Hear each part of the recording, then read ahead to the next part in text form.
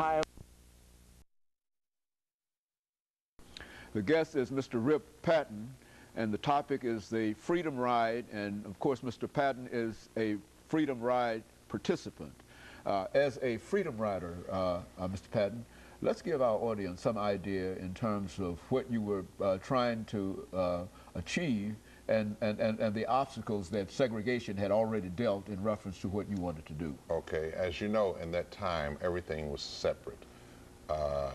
For example, if you're a Nashvilleian, you know that when you went downtown to shop, you had separate restrooms, separate water fountains. You could not eat in the facilities that they had in the 5 and dime stores. Well, they had the same thing in the bus terminals, Trailway and Greyhound. When you got up, well, you had to sit in the back of the bus, for one thing. Secondly, when you reached your destination, if you wanted to go in and have a sandwich or refresh yourself, you had to follow the signs that said colored. And according to the law, that was against the law, the federal law that allowed you as a passenger on the bus or an airplane, you were supposed to be able to use the facilities. You should be able to go into the front door, use the restroom of choice, and to use the lunch counter.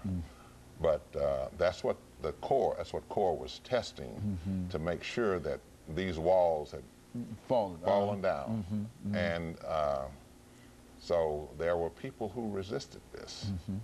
First, I must tell you that they didn't just get on a bus or two buses and ride.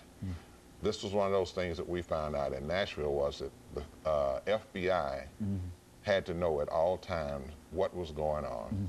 You had to call the FBI and let them know that you were moving from point A to point B and give names and how many people for your protection. Now, the thing that you must realize too is that all FBI are not the same. So as you get deeper and deeper into the South, that FBI might be a Ku Klux Klan person, or he might know somebody, or his feelings might be, he might be a staunch segregationist. And so when we told the FBI, when Nashville got into the Freedom Ride, as I stated earlier, Jim Farmer asked Diane Nash not to send anyone else.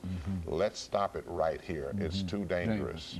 She said to him that if you let the bully know that he has bullied you and scared you into stopping, we'll never get anywhere.